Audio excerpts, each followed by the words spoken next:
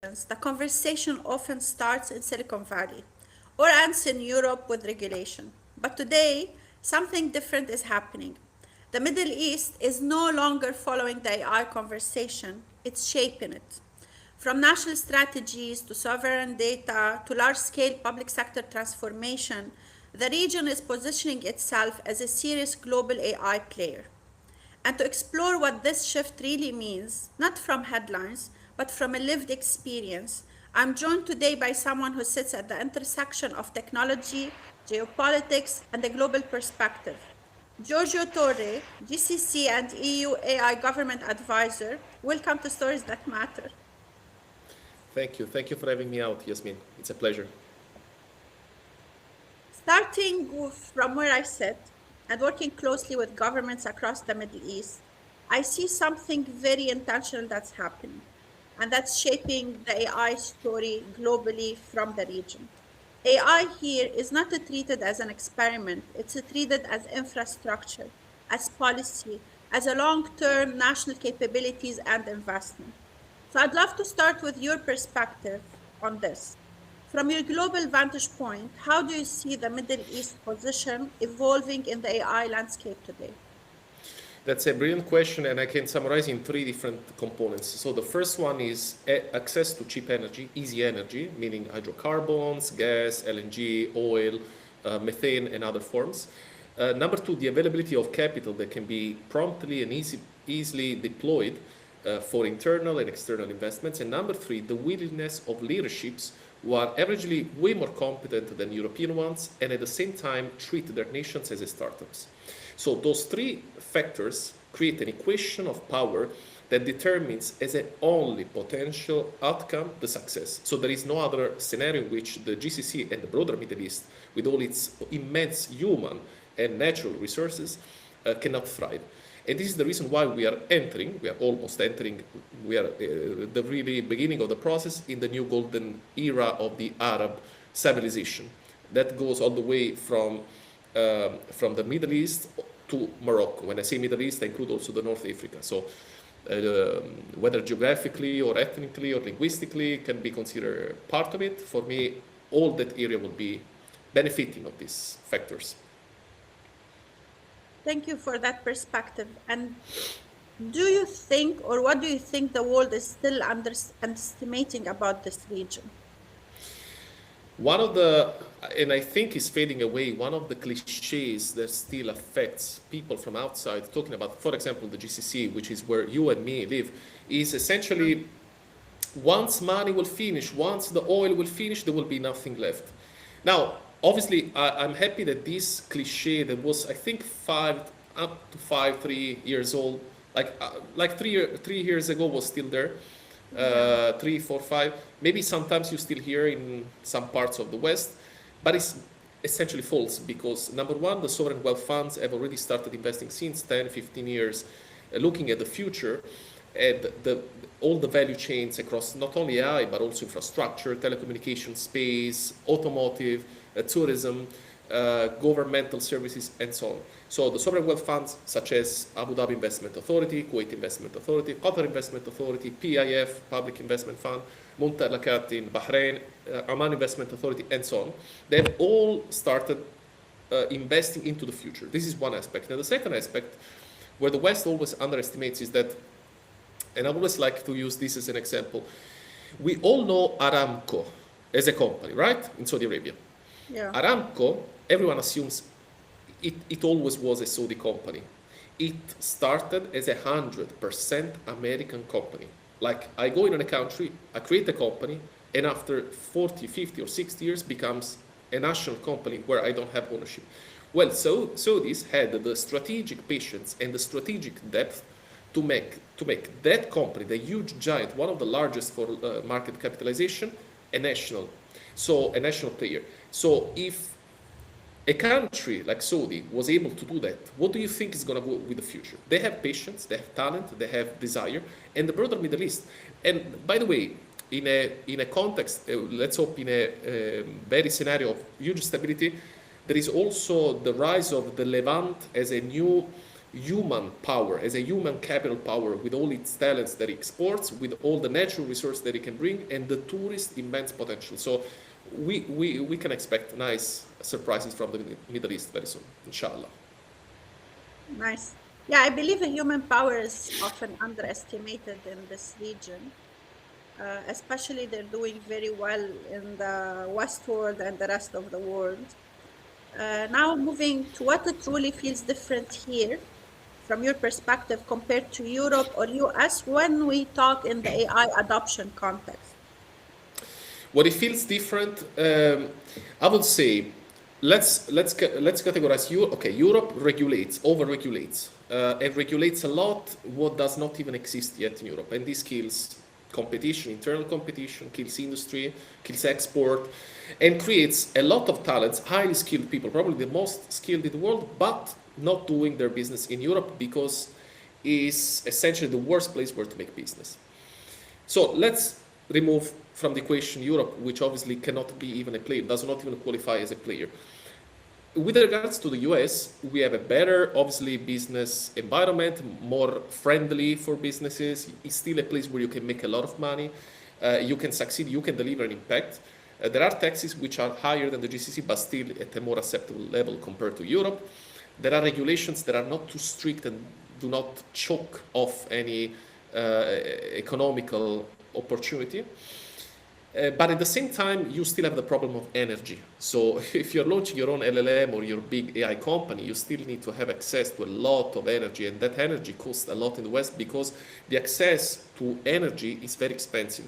So US, despite being rich of natural resources, does not possess the right infrastructure to have access to the right reservoir, which means needs to import. And if it needs to import, there is an associated cost. While if you do the same in Saudi Arabia, Bahrain, Kuwait, Oman, Qatar, it will cost 1/10 of the. So, like I said, this brings us back to the equation. And doing business in the GCC means ease of making business, coffees with the people that can change your life from one day to another, a very light bureaucracy, at least for the businesses that count, and most importantly, the availability to deploy capital at a scale that matter. Very interesting. And I agree, or I always say that in the Middle East, you are choosing innovation over structure and governance, while Europe is more governance and structure over innovation, at least like in the AI adoption.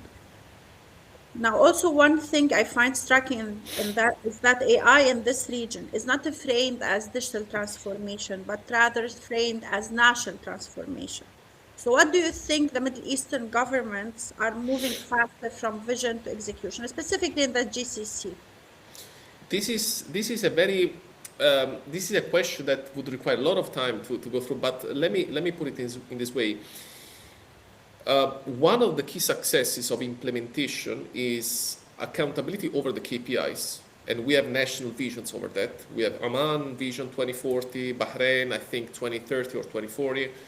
We have Abu Dhabi, Dubai, and Qatar, and Kuwait. So what made it possible was, number one, a strong commitment toward sustainability, people, and technological advancements.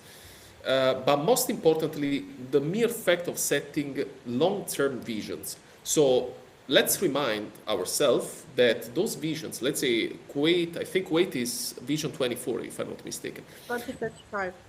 2035. Well, was there since 2012 or 2015, originally floated. So we're talking about 20, 25, 30 years vision, and that says a lot. If you take UAE, they have for the centennial, the vision, 2071.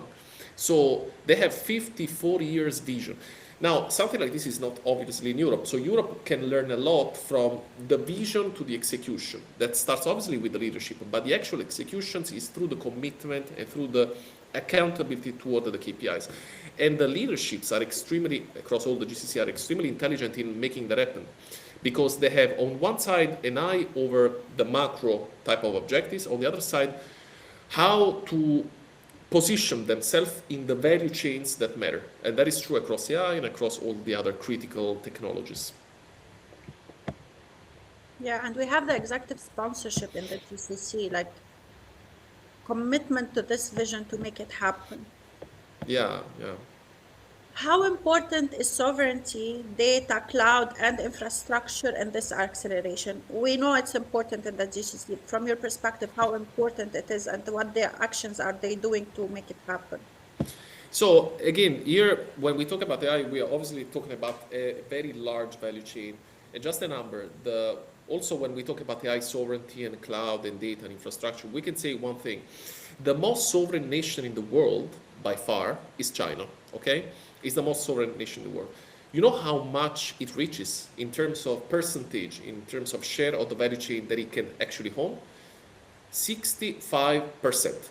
We are saying that by far the most sovereign nation in the world can reach 65%. So when we talk about sovereignty and access to critical technologies and cloud and infrastructure, we are talking about specific applications. So if you're referring to the critical national infrastructure, therefore the public sector, defense applications and other, obviously is important. I can speak for the case of Qatar because we have here two major players like Ooredoo and MISA. Those are not only national but international across the Middle East and beyond, that play a fundamental pivotal role when it comes to building sovereign cloud infrastructure for very specific applications, in telecommunications, satellite, and the public sector, defense, and so on. The problem of data obviously can be easily sorted out through regulation, although there is always a risk associated to data, but that starts to become more a problem of cybersecurity other than AI. So we always had the problem of data, by the way. So this is the reason why, in principle, Europe came up with the GDPR and so on. Breaching those type of regulations has to do, like I said, with cybersecurity other than, I think, more AI. Absolutely. And we have seen a lot of strategic moves in the region when it comes to AI investments, infrastructure, adoption. From your perspective, what are the smartest strategic moves you have seen governments make right now in the GCC? On two directions. The first one on the fact that it's been since 15 years old talking about the fact that the GCC looks at the future. So they've started investing into the value chain of the AI that matters. AI, even ChatGPT or Grox or the other LLMs, how can I say, their journey starts from caves in Chile, Congo, or Spain, where quartz is extracted for being later on processed and become polysilicon. Polysilicon, it goes to Taiwan, where they create AI chips, they send and be packaged in China, and then go to California for NVIDIA. NVIDIA sends it to data centers that power the LLMs. Now, where the GCC is active on those two lines is, on one side, to have actual participations, actual stakes in the mining companies, or, for example, the microchips, they support, for example, TSMC in Taiwan, one of the best, actually, the best company, the most advanced company in the world. They might have, we are not sure, but also shares in ASML, the most advanced photolithography company in the world in the Netherlands, probably also in SMIC in China, the competitor of TSMC. And this is one side. So participation, financial participation to have access to returns, but also to capabilities, human capabilities, to know-how and expertise. On the other side, build their own national. Now, while they try to work through investments on the hardware part, on the material world part, what happens internally is to work on the software part, or I would say the LLMs part. So that's where you got, for example, Alam in Saudi Arabia through UMain. That's where you got, for example, Falcon 1 and 2 through AI-71 in UAE. That's where you got, I think the name is Fanar 1 and 2 in Qatar, QCRI, and now you have the launch of QAI or KAI, the national Qatari AI company, with 20 billions from Brookfield and Qatar Investment Authority. So you have two mechanisms that work at the same time, and that's how strategically the GCC is positioned. How about, like, one of the strategic moves I see is also the public sector and the public and private sector collaborations and strategic partnerships that are happening across the region. I think also these are, I believe they would be one of the reference models that can be replicated across the globe to ensure that we achieve the national objectives and vision. So we have seen a lot of strategic partnerships or collaboration happening. How also do you think these are contributing to achieving the national objectives and as considered as strategic moves uh, aligned with the government national strategy? I think more than important, I think those are fundamental, crucial, because so the GCC can further strengthen its position with a stronger private sector, which can be further broken down into on one side attracting more companies through the right incentives mechanism and frameworks, on the other side to empower the local talents and local Yes. SMEs. I think you understand with me that there is a business cultural problem of the public sector when it comes to deal with the local SMEs. So RFPs are usually floated, and you always hear the big names, but it's a big taboo to even imagine slightly a small SME participating in those companies or even be selected even for a small scope. Well, that thing, if that will change, will not only empower the local economy from the purely econometric point of view, but will also elevate the general capabilities, because if one SME can win an RFP, can win a proposal, can win a scope, and can deliver that, another SME will follow, and then another, and this will create a domino effect where SMEs will compete with each other. And what happens when there is competition? You have an increased level of innovation that will push further and further and further until that reaches a critical level where the digital export starts. So you see Kuwait, Qatar, Bahrain exporting. And this is happening, by the way, in the UAE through G42, AI71. I think they reached around 25 or 30 billion dollars in digital export. And UAE, in that sense, is a framework to follow from the technological point of view. Okay, now moving again to Europe and the regulation and the lessons learned from the region. Europe has chosen a different path, like leading with regulation, governance, and risk control. However, the Middle East, meanwhile, has led to experimentation and scale. Do you see these approaches competing or eventually converging, especially with the latest accelerated AI adoption globally? I think, allow me to say this, and I hope nobody feels offended here. So, um, the technological environment and the keenness to innovate is reflected by the demographic distribution. So, if you go to Europe, they are mainly people of advanced age. If you go, for example, in Italy, there are very few young people. So the keenness, even the desire to innovate is very little. Older people, more mature people are more risk adverse. Okay, so this makes culturally Europe, and I don't want to insult anybody, but a monolith. So like just like the pyramids, just like the ziggurat, and it's a beautiful museum, but not keen to innovate so much. While the Middle East can be considered new. The Middle East is older than Europe, is older than Central America, is older even than China as a civilization. But it's a new Middle East, is a new generation, is a new way, and there is a new energy, a willingness to do. So I don't think there is competition, because how do you compete? How do you compare a cheetah or a falcon, very very fast, with a little nice old turtle? So they are complementary but very far away.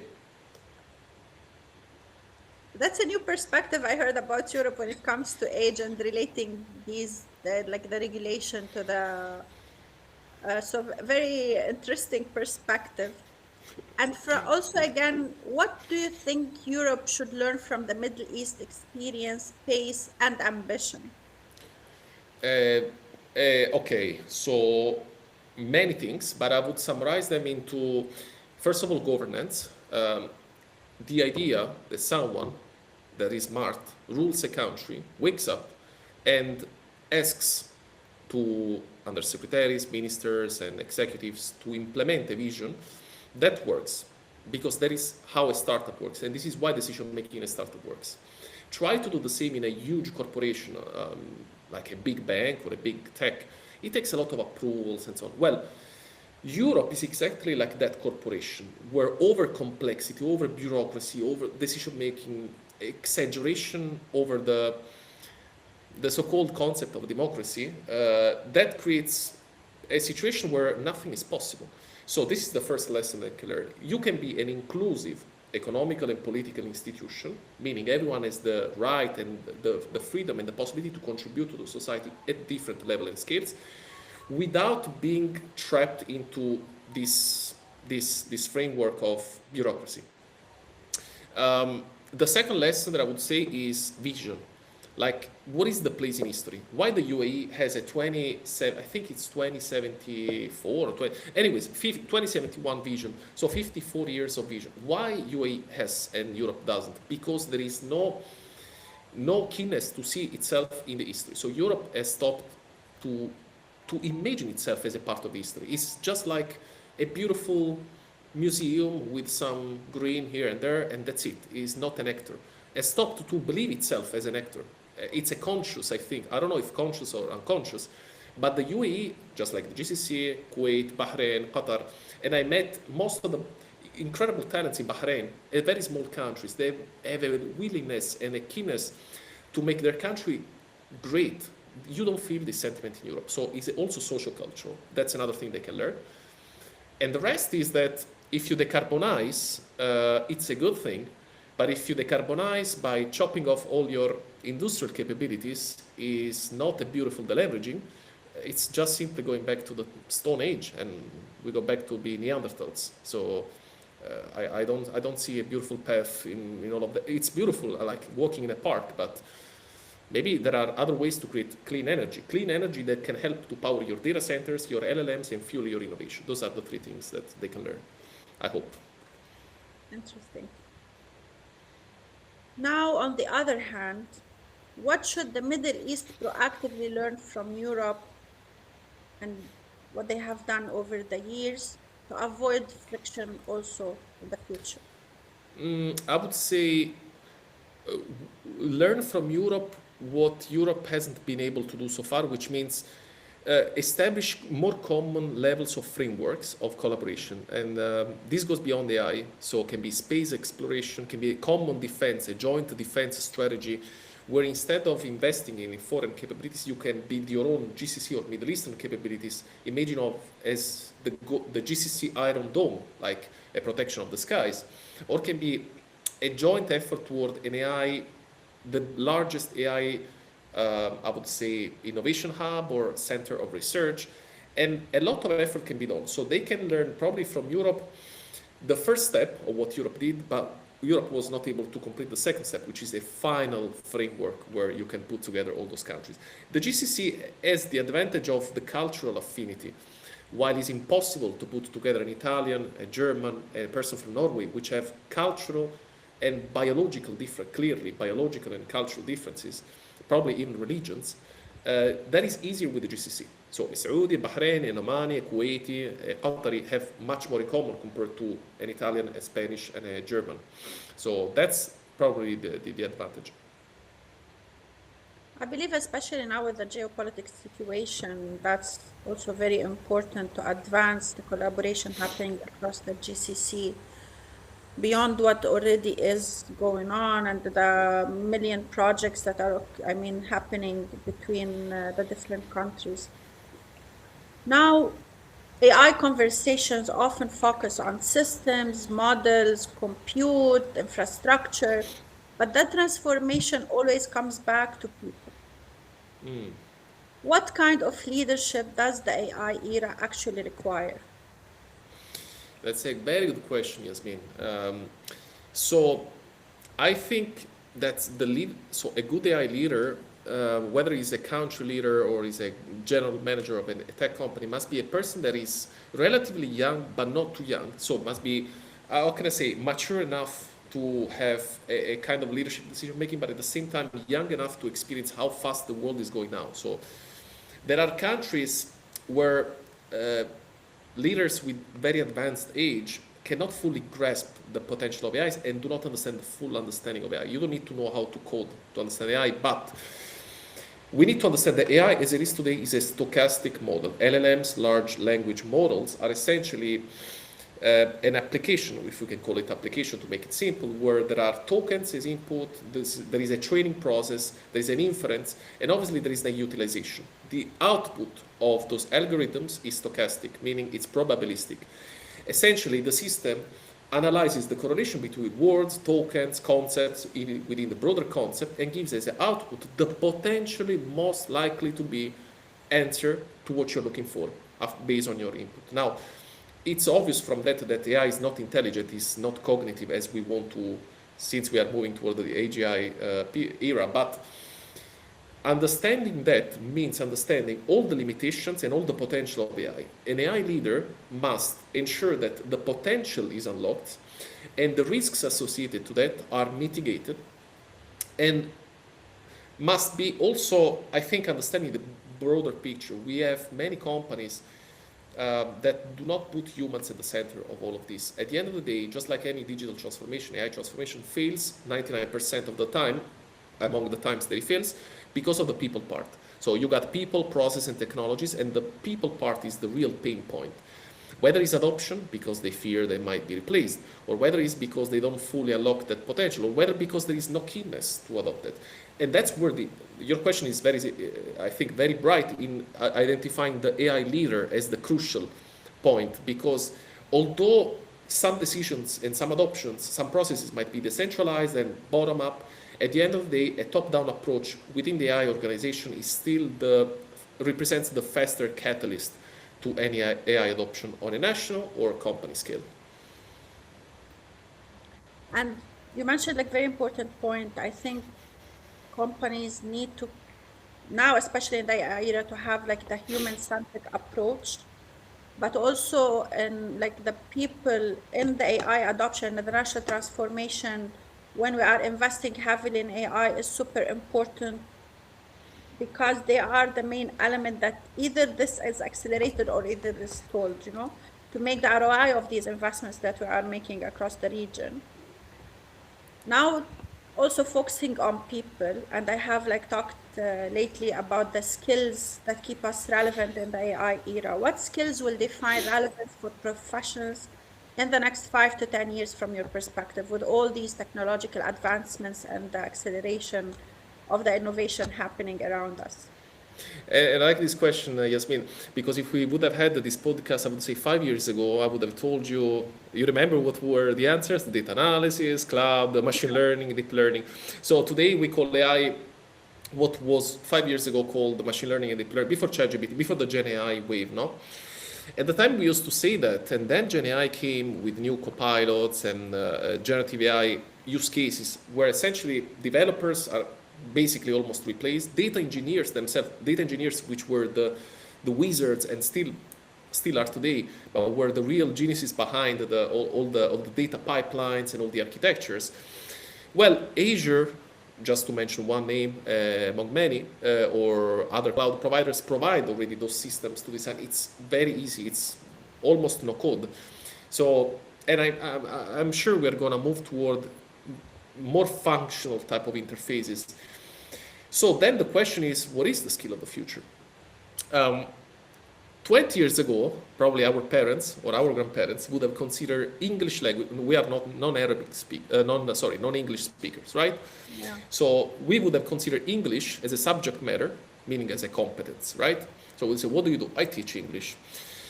Today, we are in a position similar to those times, but where AI is the prerequisite. Me and you speak English. We are not native English speakers, but we consider that as a prerequisite to do business, to carry out our job. Now, AI is becoming accepted just like English. So, okay, I'm an expert in AI. What does it mean? I'm an expert in English, I'm an expert in Italian, in Arabic, in French. No, you just say that I speak Arabic, I speak English. Now, I'm fluent in AI because AI is the capability. But what do I apply? Therefore, I think we are coming back to that's an interesting trend, to the competencies on the industry verticals. So I'm an expert in AI in which field?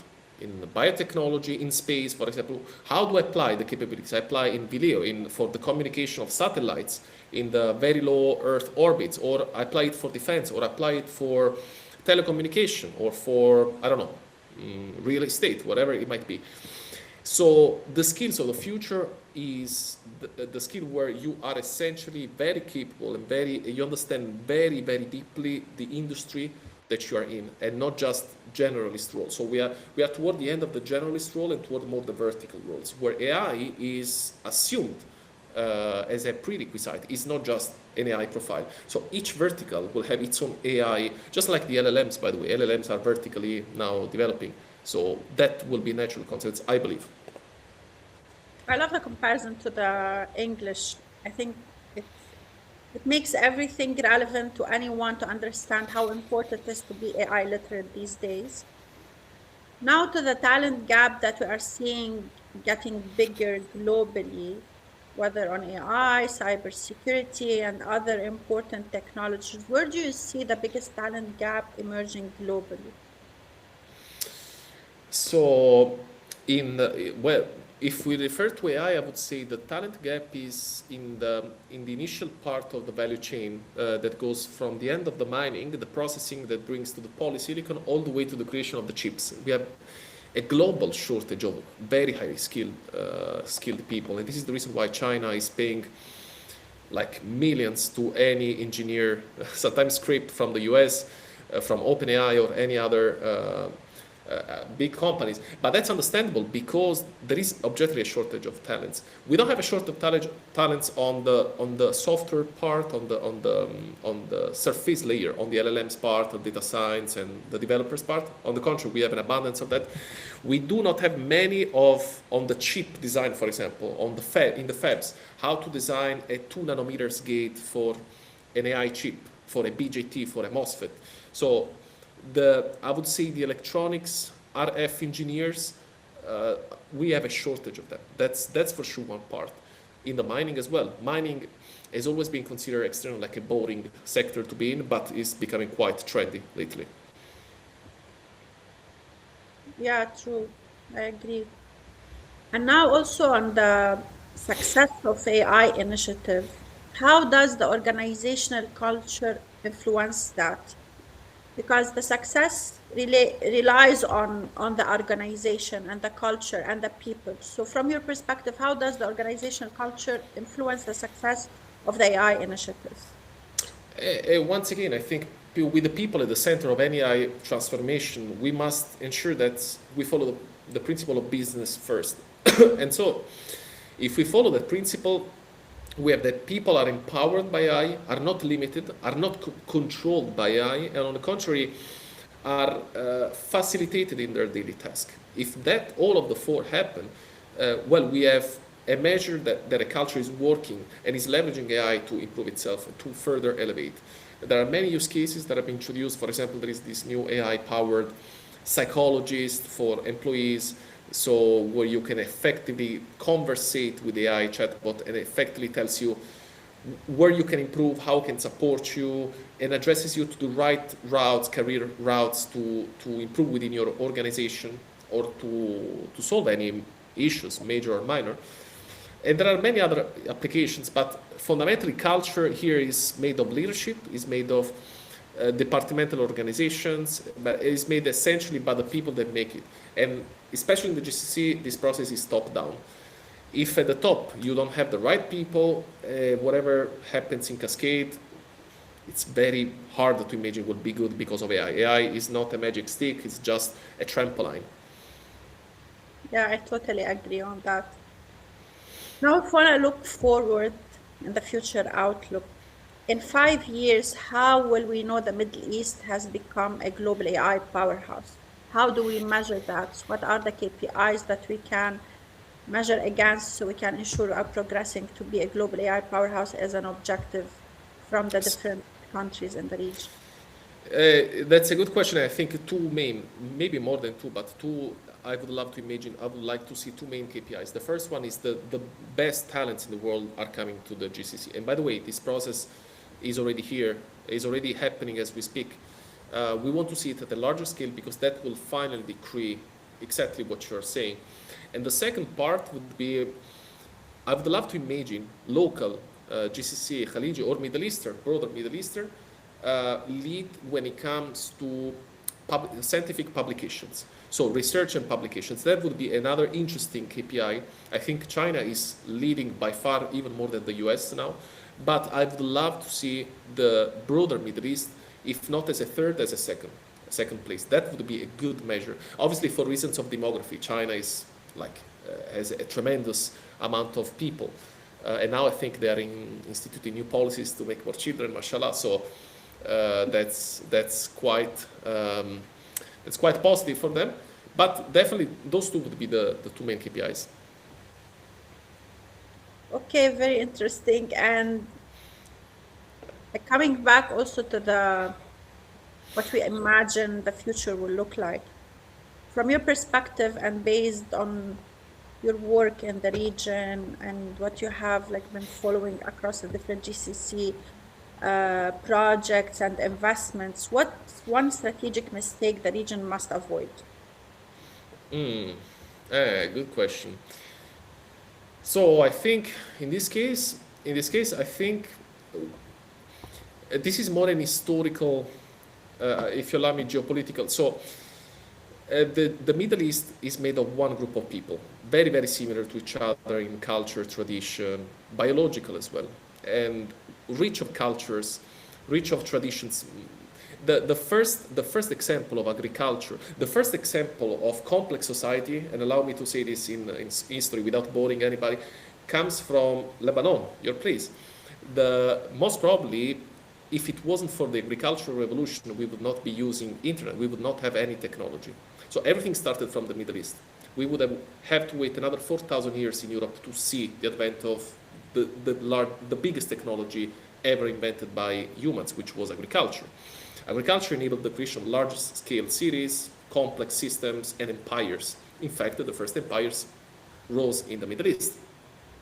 Lebanon, on the other hand, also invented one of the most common elements we use today, which was glass. The mistake that the Middle East, through the Phoenicians at the time, so the mistake that the GCC should not commit is to fall into the trap of the inter-Middle Eastern nationalisms, because we know what disasters that created a long time ago, and to have, yes, a spirit of competition, yes, a sense of primating from the technological and knowledge and competing on the commerce point of view, but never fall into the trap of the nationalisms, because we have seen disasters all around the world through nationalism. It's good to be proud of your identity. It's good to be very attached to your national sense of identity. But when this creates an unhealthy competition between countries within the GCC or the Middle East, is never a good thing. At the end of the day, it's the Middle East against its own limits. And if the GCC and the Middle East can break those limits, I think there is no limit that it can place to itself other than that. Yeah. Now coming back to the plastic question. I know there are a million questions that we can talk about, from how you're using AI to a lot of stories around the region and the GCC. I think we will need a series of episodes on that. But one last question, and your perspective, what excites you most about what's coming next? And the last message from your side to the audience. So on the first part of the question, I'm excited, more than excited, curious. I don't know how our human purpose is going to evolve. As a humans, we have always been adapting each other, and we have adopting new measure of communication, new technologies, new social cultural norms. But the way I see it very soon, and Elon Musk just confirmed at Davos, robotics and AI are going to take over, right? Are going to do the job for us, are going to create an immense amount of prosperity. What is going to happen to human purpose? That's not just a philosophical question that I want to ask, but I'm genuinely curious. I'm not just provoking, I'm genuinely curious. We don't have encouraging experiments conducted in the 70s and the 80s on mice. We don't have the time to discuss about it, but the outcome might not necessarily be positive, but maybe I'm wrong. Maybe it will be incredibly positive. It will open the frontiers to space exploration and new other areas. So I'm generally curious about all of that, to see what is going to happen to us as a humans, how we relate with the rest of the world and to each other. And the second part, I think the most important thing is to be aware of what are the implications of each technologies across the history, what they brought. So when people fight over whether AI will replace us or not, we have seen this debate for at least 5 or 6 times across the history from the time of the Stone Age. Even computers replaced people that were conducting as a job calculations every day, and then Turing machine replaced everything. We have seen this with the oral tradition, when the Chinese invented the paper and fueled the Islamic civilization, because the paper could finally transport information, ideas, and projects. So we are not in a different settings. What is changing, though, is that now we have cognitive capabilities that for the first time could become more powerful than us. They're still stupid. That's the good news, because they're still under our control.